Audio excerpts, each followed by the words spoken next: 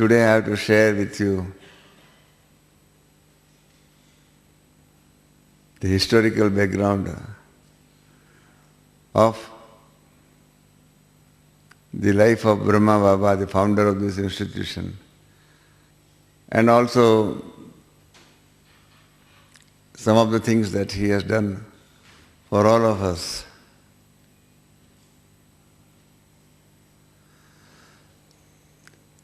Just let me introduce our connection with this institution that will give you proper framework or background. What happened that we are coming from that Indian background.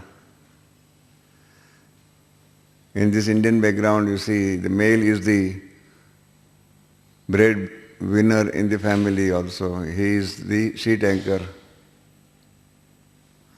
And the whole family depends on the male member, the head of the family. So in this my Lokik family or worldly family, my father died sometime in 1950, September 1950. He died suddenly, and therefore what happened that in India, you see, remarriage is, in those days at least, it was next to impossible. And when my father died suddenly, my mother had depression. I was a young boy, just aged 15 at that time when my father died. I tried my level best to lift my mother from that depression.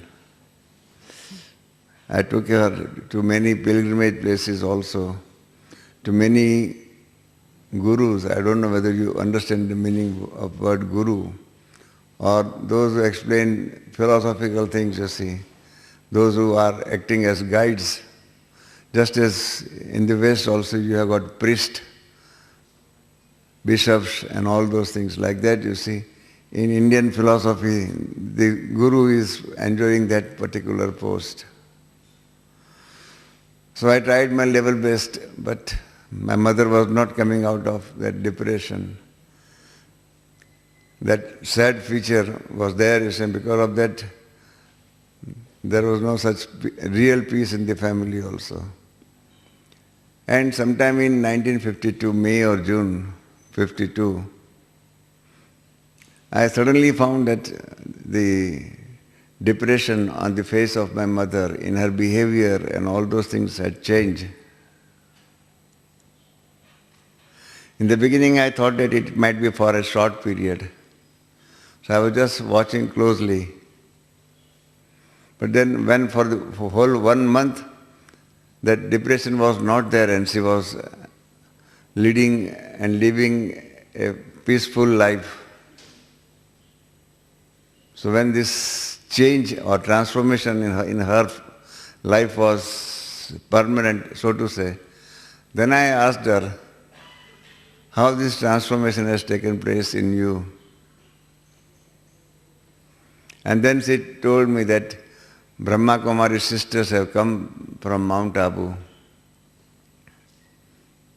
I said, I have not heard of these sisters. Who are they? So my mother said, they have just come before a fortnight to Bombay from Mount Abu. And I have joined their classes, and they teach that we are not a body, but we are a soul. And they teach meditation of soul consciousness and God consciousness. And because of that, this depression and all those things, you see, those negative things in her life, she said that I could control myself and win over this depression. So that was my first introduction to the Brahma Kumaris. And so I told my mother that please convey to these sisters my heartfelt thanks that because of you, now there is that peace, love and happiness in the family.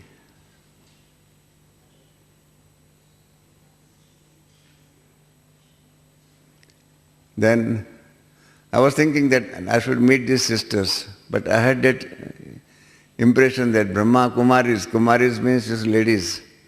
I thought this must be a ladies' institution. So I was thinking that how to have connection with this institution. And then in the month of September, my mother said that, will you like to come to the center, to the Raj Yoga center, where these sisters are there? And this is how, you see, for the first time on 19th of September 52, I came into contact with this institution. Slowly and slowly, this connection developed. And in 53, Brahma Baba was in Bombay.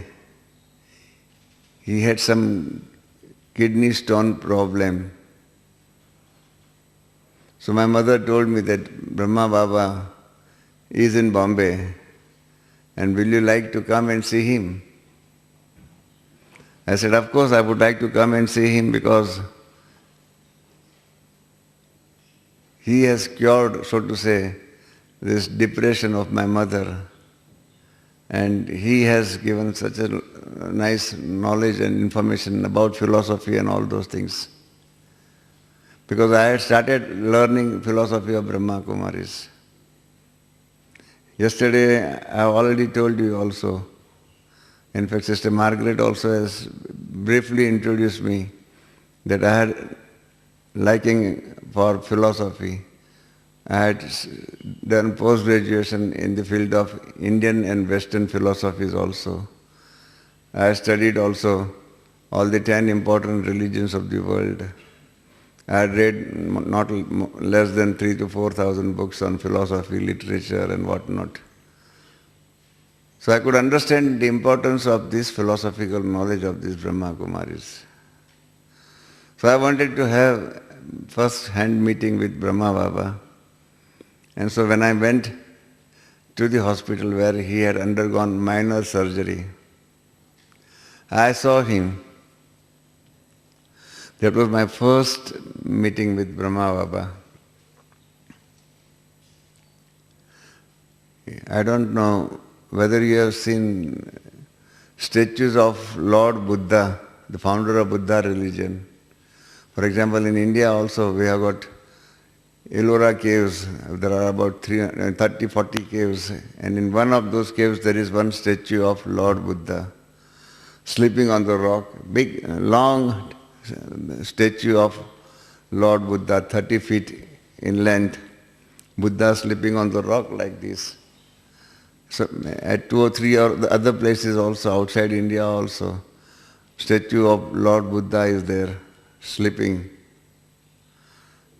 So I had seen that statue. It was really majestically carved also. And you know, Buddha also had a great magnetic personality, because of which he founded Buddha religion. So when I saw Brahma Baba for the first time, I was immediately reminded of that divine personality of Lord Buddha, the founder or preceptor. So like that, he had that majestic personality. So I just casually asked, how is your health? He said, okay. So I asked Brahma Baba that, I am told you were operated. He said, no, I am not operated. I was not operated. I said, no, you were operated. He said, no, I was not operated. So I asked my mother that you told me that Brahma Baba was operated. And he says, no, he was not operated. How is it? So my mother said, yes, he was operated. So I asked Brahma Baba that, look, my mother is also confirming that you were operated. And then that was the first spiritual discussion with Brahma Baba. He said, no, I was not operated, my body was operated. I am different from my body.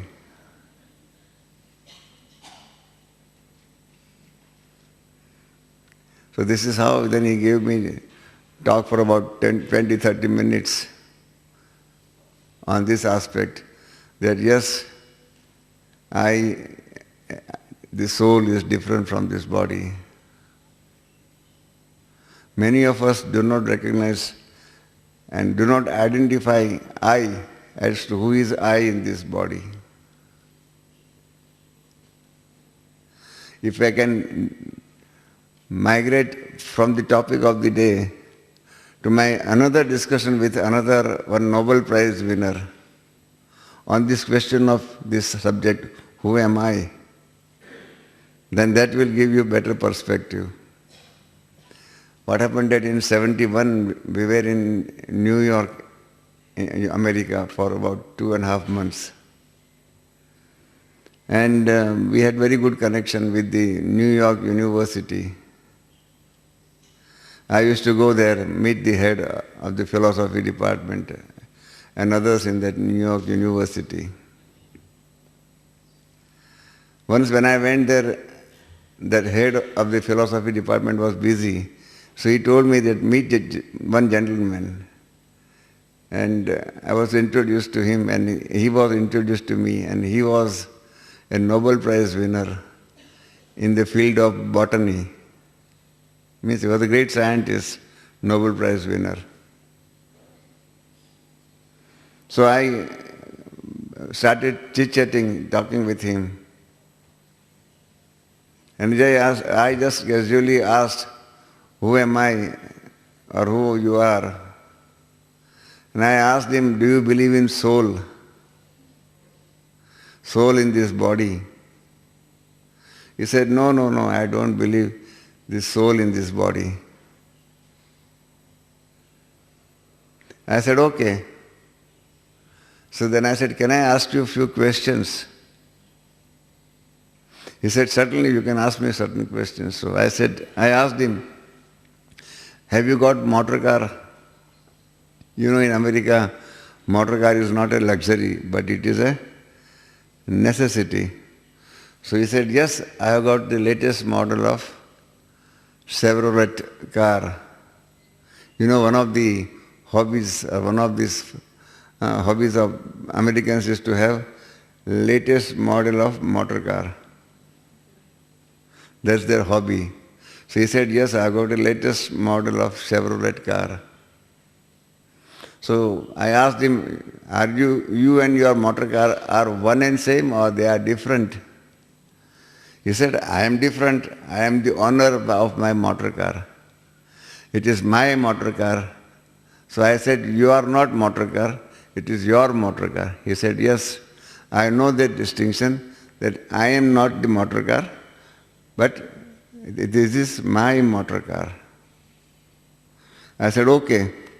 So you understand the distinction between you and your motor car? He said, yes.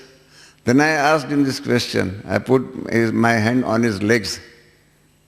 And I said, what is this? He said, these are my legs. Mind you, his reply, these are my legs. Then I put my hand on this one, on his hands. And I said, what is this? He said, these are my hands. I said, what is this? He said, these are my eyes. I said, okay, fine. I asked him that in case of your motor car, you did not identify as I am motor car. You said, this is my motor car. So you and your motor car, they were different. In the same fashion, you did not say, I am legs or I am hands or I am eyes or anything. You said, these are my legs, my hands, my eyes. So just as in case of motor car, you and your motor car is different. And therefore you said, this is my motor car. In the same manner, you have said, these are my legs. You have not said, I am legs. Am I right? We all say in the same manner. These are my legs, these are my eyes, and these are my hands and all those things. We do not identify as I am legs, I am eyes, I am hands. Am I right? So I told you, I told him that you said that these are my legs, so therefore you and your legs, or you or your eyes and all those things, they are different. So then I asked him, who is speaking? He said, I am speaking. Then I asked him specific question. Can you define this I? Who is the owner within this body who says that I am speaking, these are my legs, these are my eyes? Can you identify this I?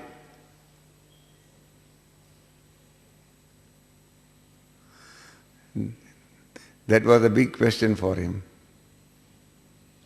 For 20 minutes, he thought and thought and thought and thought and thought that who am I?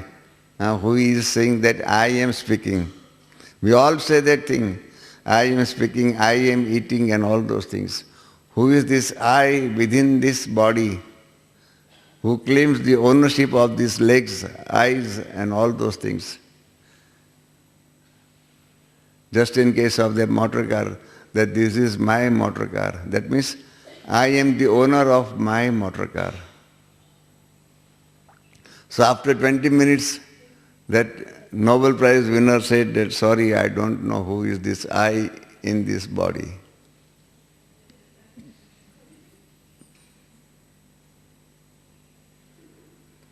So I told that gentleman that in India, a person who does not know himself is put in a mental hospital. And in America, he is given Nobel Prize.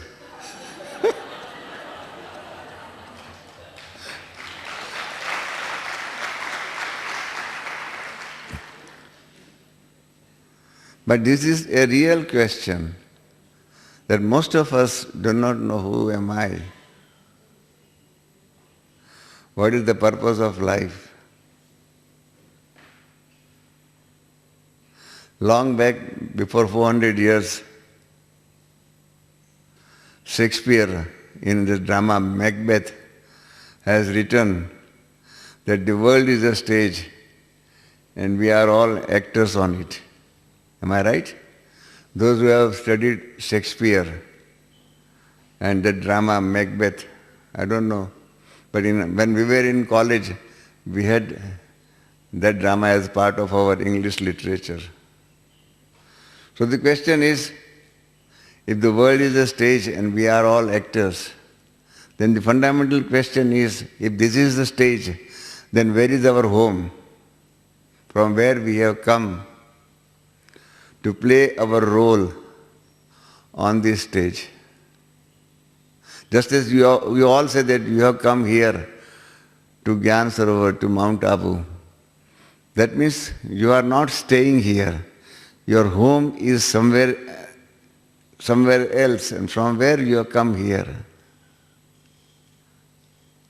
So in your mind, that identification of the place from where you have come is absolutely clear. Similarly, when the Shakespeare says that the world is a stage, he has not said that the world is our home. It's a stage. So we have just come here to play our role.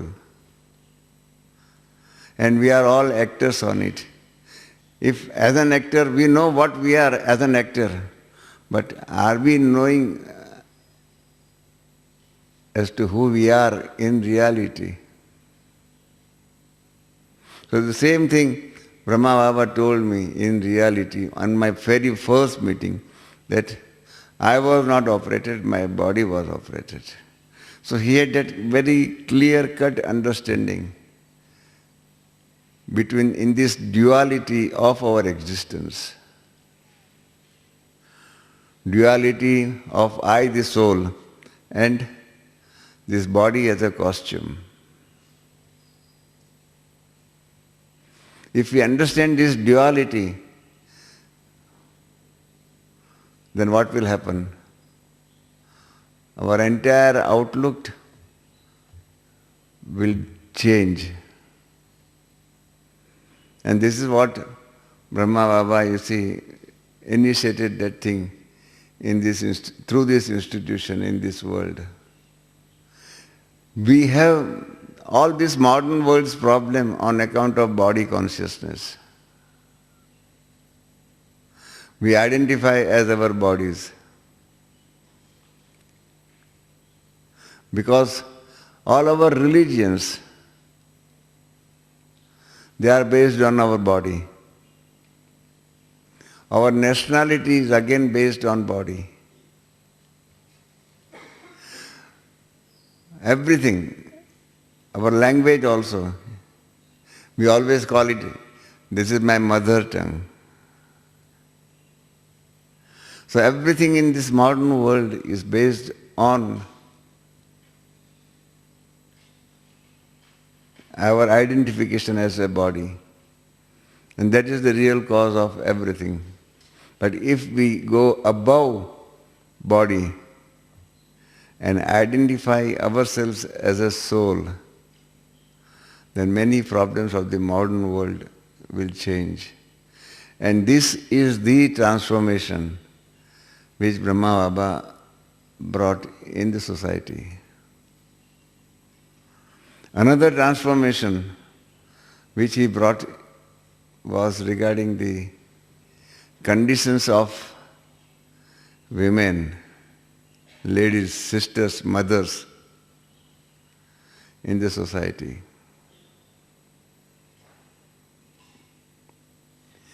Even according to Hinduism also, Hinduism is mainly a male-dominated society, everywhere.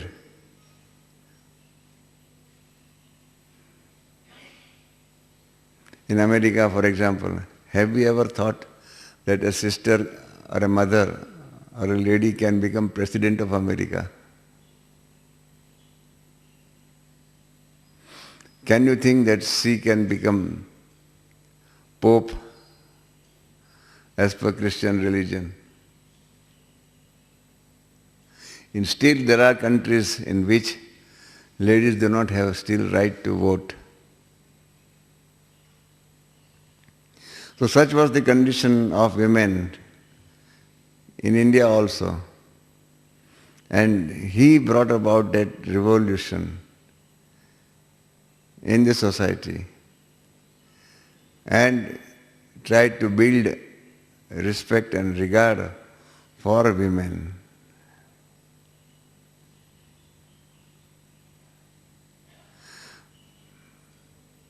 For example, it was doubtful, according to Indian condition at that time, whether a woman has right to property. Whether a woman has right to property. Until that time it was thought that women does not have right to property.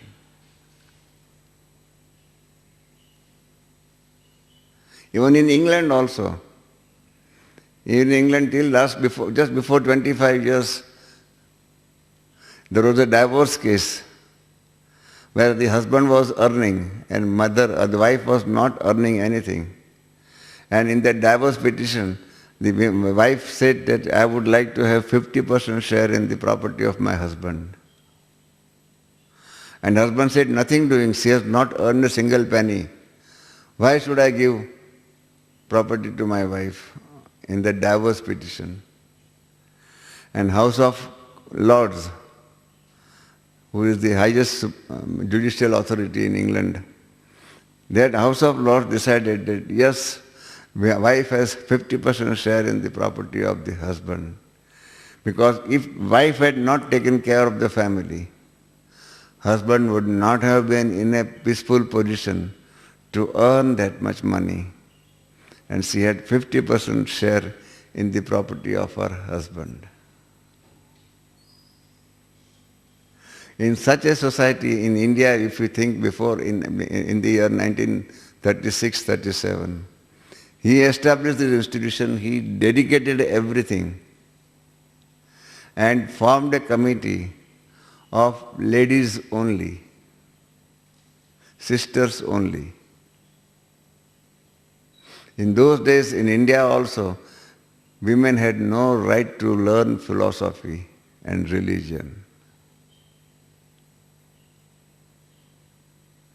In those days, he started giving this philosophical knowledge through the medium of, through the instruments of sisters.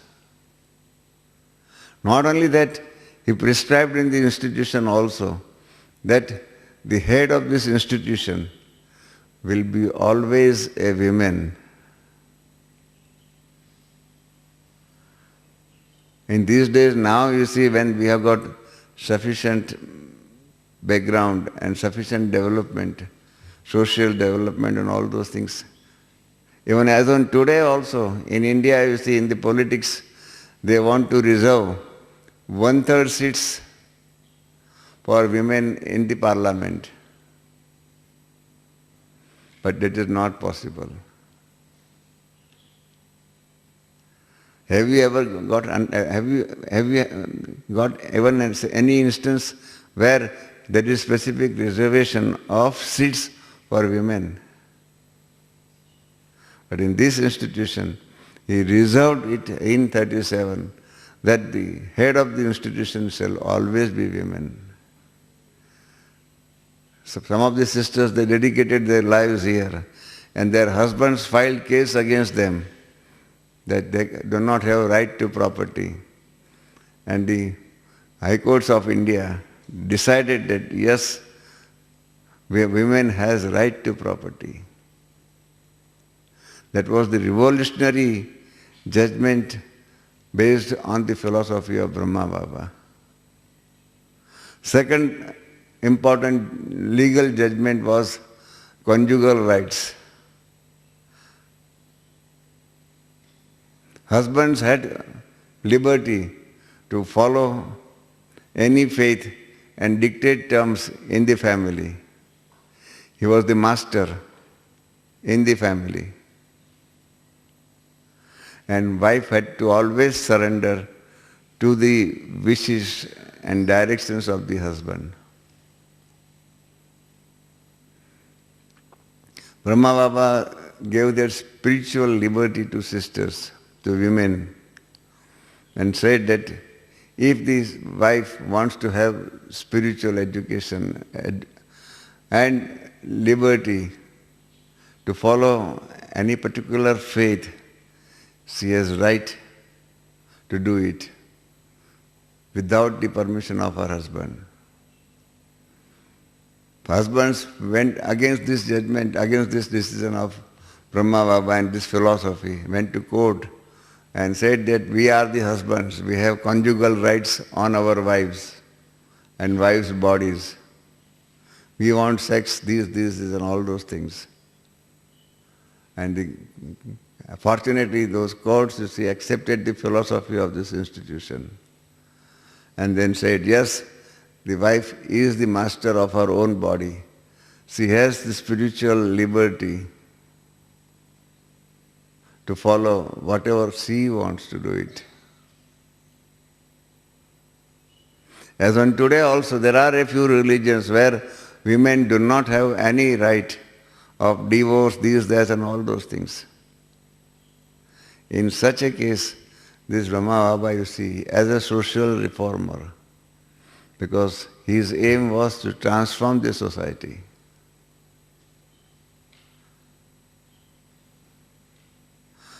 In the normal world, people do act of charity and all those things on the strength of money given by others, on donations and others' money. Brahma Baba dedicated his entire property to this institution without making reservation of a single penny.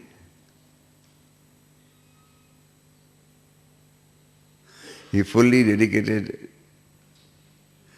And mind you, I can just give you his family background. His father was a school teacher. As a young boy from Karachi side, he came to Bombay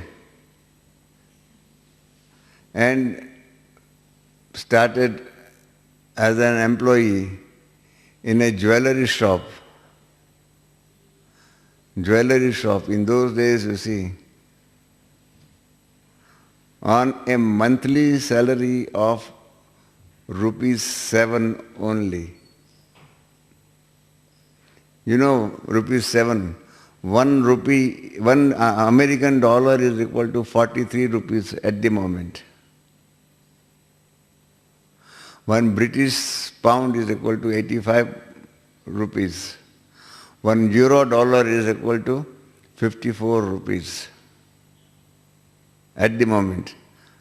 I am talking to you of 1918 or 1917, just before or at the time of First World War. He started his career on a salary of rupees 7 plus commission as a salesman.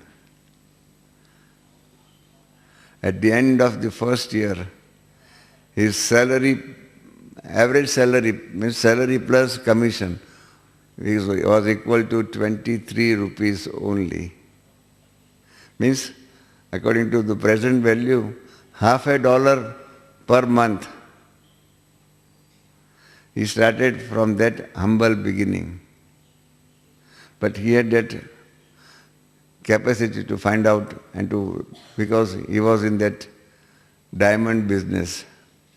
So he picked up his own business, he became partner and became sufficiently rich.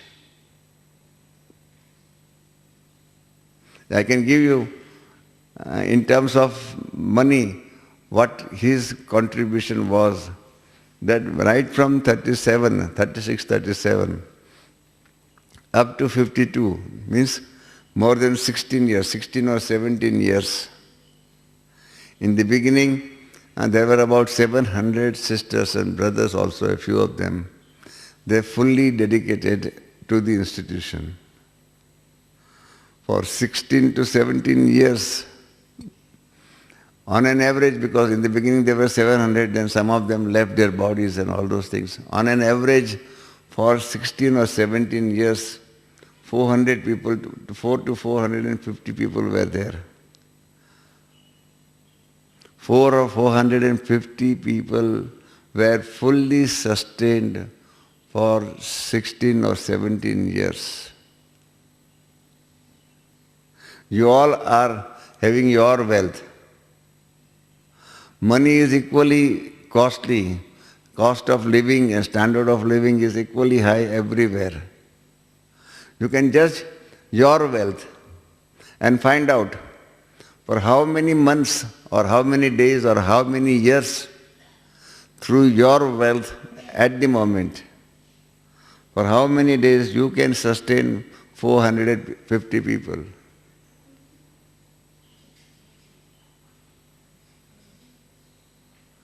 Just calculate that thing in your minds afterwards. Then you will realize the money contribution of Brahma Baba. That for 16 to 17 years minimum, he sustained the institution, he and his nephew also surrendered. And they sustained the institution, 450 people minimum. In the beginning, 700 to 800 people were there, slowly and slowly. Because of the death and all those things, in the long period of 16, 17 years, at the end still there were 450 people. They could be sustained for 16, 17 years. That was his contribution, monetary contribution. That much wealth he earned during his own lifespan. He surrendered everything to the institution around when he was aged about 60. So he started his career at about 18 years. So in 42 years of his life, he earned so much in his business. He established very good connections with top businessmen, in those days you see, rich people, there were kings and so many people were there, king of Nepal and so many others also. He established very good connection, those business connections. And suddenly, you see, when he decided that he has to work for the society, He left everything, surrendered everything to the institution and started preaching. And he started preaching as a social reformer. Because he said that unless and until the basics, the foundation on which the society is existing, all those rituals, blind faith, and all those things, they will have to be changed.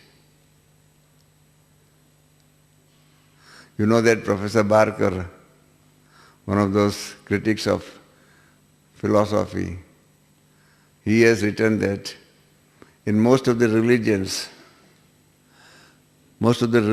are governed by 3 words. That is what Professor Barker has written. Magic, mystery, and mysticism.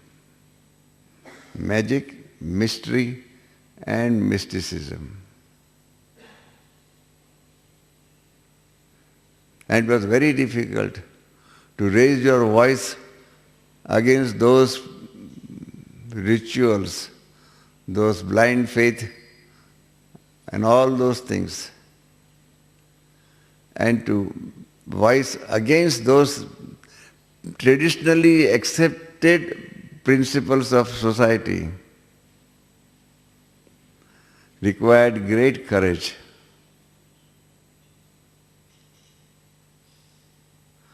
Only a visionary man with 100% confidence in the self can do it.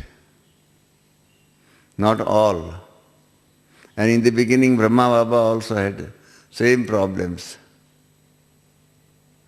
Those traditional gurus and others, they raised voice against Brahma Baba. There was picketing. They said, nothing doing. You see, you cannot trust women. You cannot teach women. We the gurus, we the males are the pillars of the society. You cannot challenge us. What we say is the truth.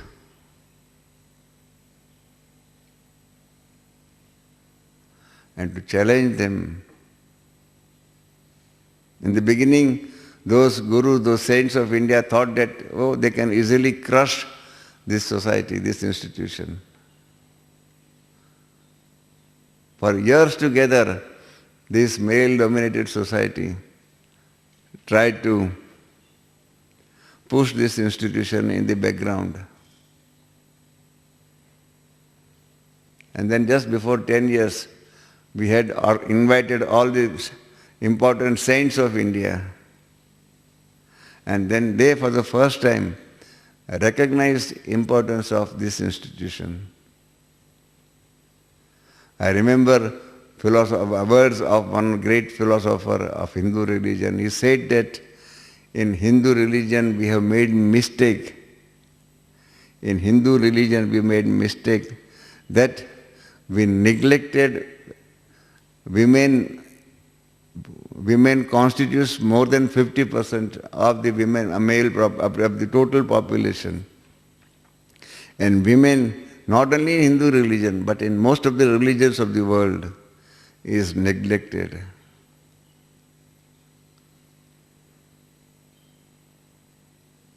Look at Islam, for example. Sir. I'm not criticizing any religion, but I'm just saying that what happens in Islam, in Christianity, and many other religions of the modern world. Same thing was prevailing in India also. And against that, Brahma Baba raised his objection. And then before 10 years, only one of those great philosophers said that we, in the beginning, tried to crush this Brahma Kumari's organization. Because we said that women does not have a right to propagate philosophy. But now he said that we have recognized that yes, women as the teachers, as the spiritual teachers, They are really great teachers. There is one philosopher, he has already said that mother is the first teacher of a child. Am I right? Mother is the first teacher of a child. And therefore he said that, you see, if the philosophy is taught through the mothers, then the philosophical knowledge will be easily accepted by the people. And that is what we are finding in this institution. Look at our these sisters. They have gone to so many countries of the world. They have given this message of this institution. And today most of you are here on account of the good work done by our sisters. And who are these sisters? They got their spiritual awakening. They got their spiritual awakening through the teachings of Brahma Baba and others in this institution.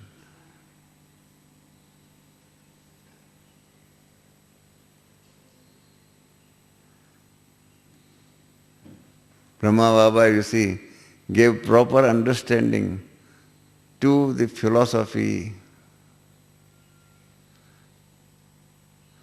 because many of you are not having background of Indian philosophy. Who is Krishna and who is Rama and what is Gita and all those things. He gave that proper background, correct picture of the philosophy and what is that importance of philosophy in our life.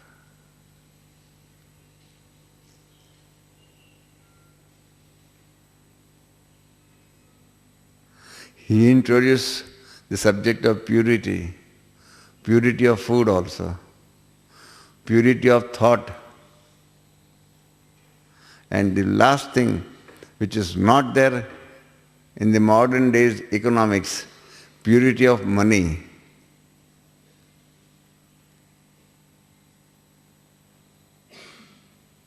I am an economist also, and I can tell you that this purity of money part is not there in modern days economics. Economics just simply means that method of earning money. By hook or crook, earn money. By good means or bad means, earn money.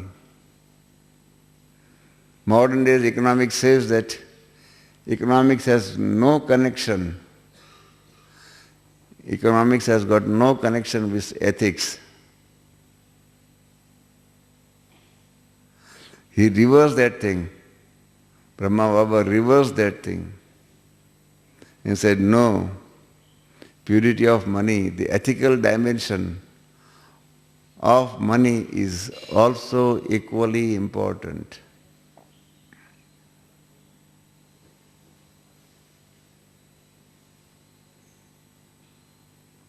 I have written one book on this subject, Pure Money Economics, but unfortunately it is in Hindi,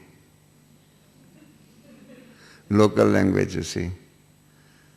I am trying to get it translated, but this Pure Money Economics of Brahma Baba, if it is properly introduced, that will create, I would say, havoc, so to say, in the field of economics. Same thing in all other dimensions of society also. He brought about that purity of mind, purity of thought, purity of food and all those things. Dedication. Another very important role he played, as I said yesterday also, I made it as a passing reference, that if you want to attain salvation, if you want to attain perfection, then almost all religions of the world, they said that you have to leave your family. You have to leave your responsibilities. You have to be a priest or sannyasi and all those things. Then and then only you can have spiritual upliftment.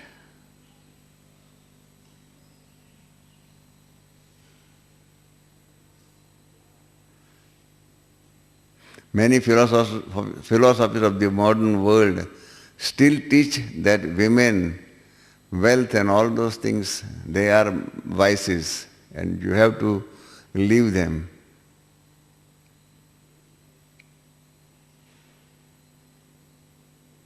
And he changed, Brahma Baba changed our outlook and said that no, these are our own weaknesses. We have to conquer our weaknesses.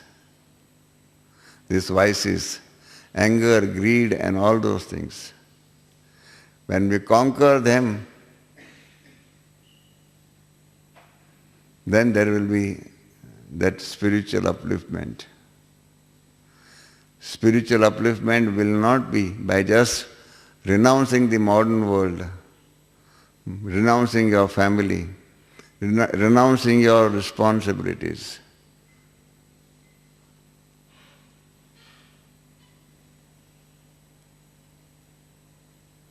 Most of the religions have taught this renunciation as the means of attaining spiritual transformation.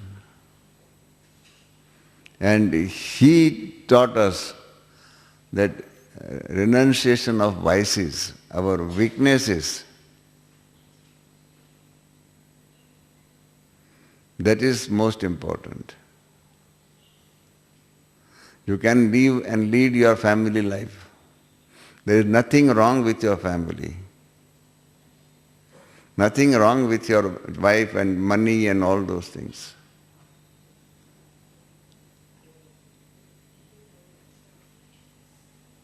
So that transformation within is most important and not the external transformation.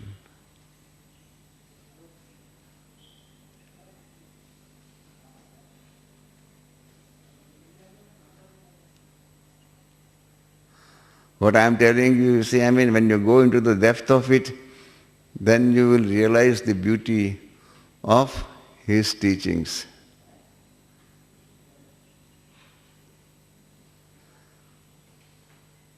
He made another important contribution. Everywhere the question is of successor. Who succeeds? Normally when you find in big cases everywhere, what will happen? In England, for example, if the Queen Elizabeth dies, what will happen? Her son will become the next king, am I right? Can any British person, British nationality person, think of becoming king or Queen of England? That is impossible. In most of the religions where a person has become the founder, he normally prescribes as his successor his children.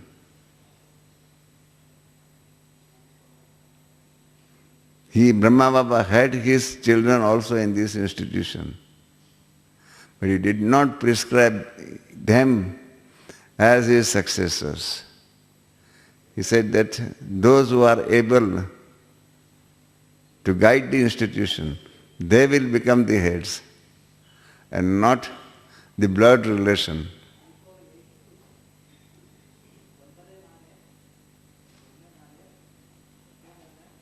I am just telling you that normally you will not find it so easy to accept and digest, but it is a reality that able man has to come and be in charge of it. But in democracy, it has been said by Dicey the father of modern democracy, he has written in his book that democracy rarely permits a country to be governed by his ablest men.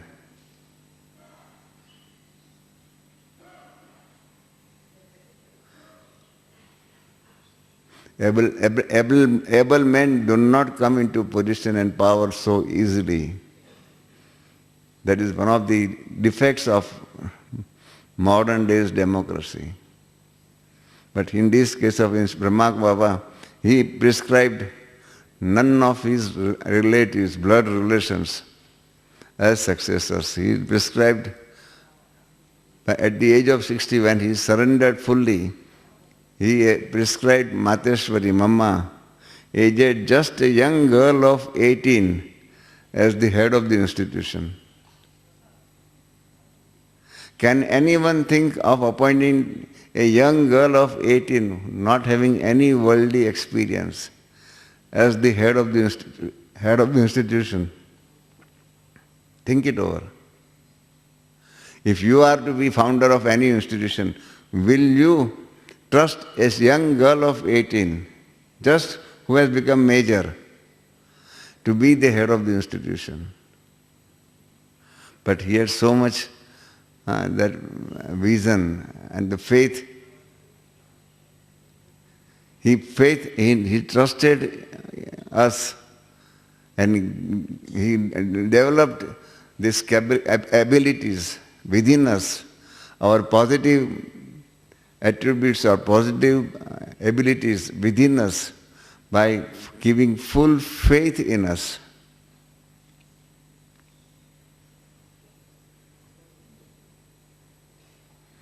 He developed our personalities, our abilities, by full faith in us.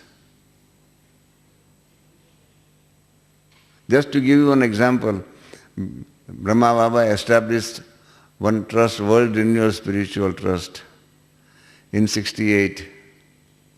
I was at that time a young boy of 27, 28, or 30, 31 years old. Young boy. And he said that you have to be the managing trustee. You have to be in charge of it. I said, sorry, I'm young. I'm hardly, because I accepted this philosophy in 61. So I was just 8 years in this institution at that time. And I said, sorry, there are so many seniors to me. How can I become the chief of the trust and be in charge of so many things?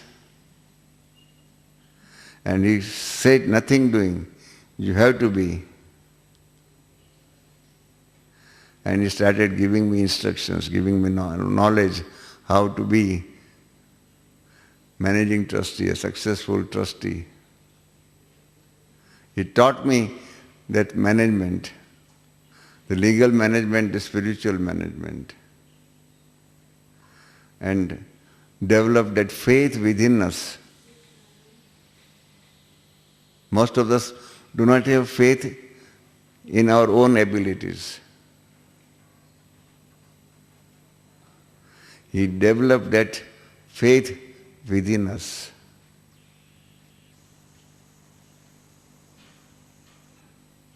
So these are the good qualities that I have learned from him. I have seen him.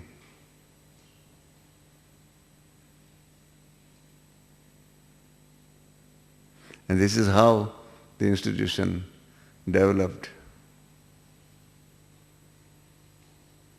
He has not only developed the institution, he has created leaders out of us. That's a very important thing. In most of the institutions, successor and capable enough successor to run and manage the show after the founder is a big problem.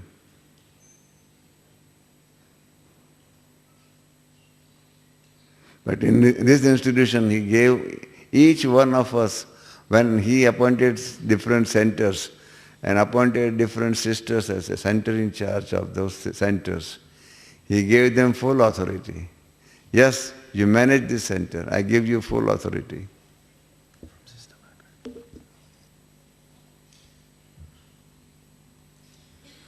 I'm just giving you as an example. So like that there are so many things.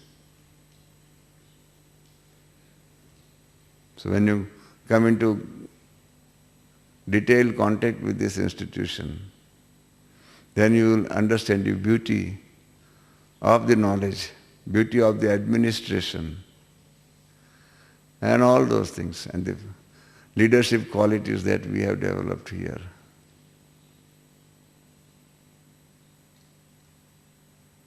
So this Brahma Kumaris is just not mere an ordinary institution, but here personality development, administrative development, and all those things are there.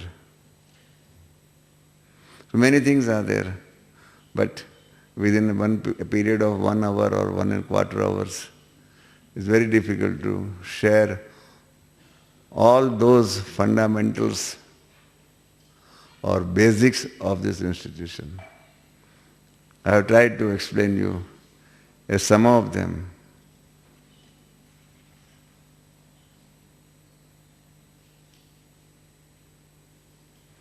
Thank you very much.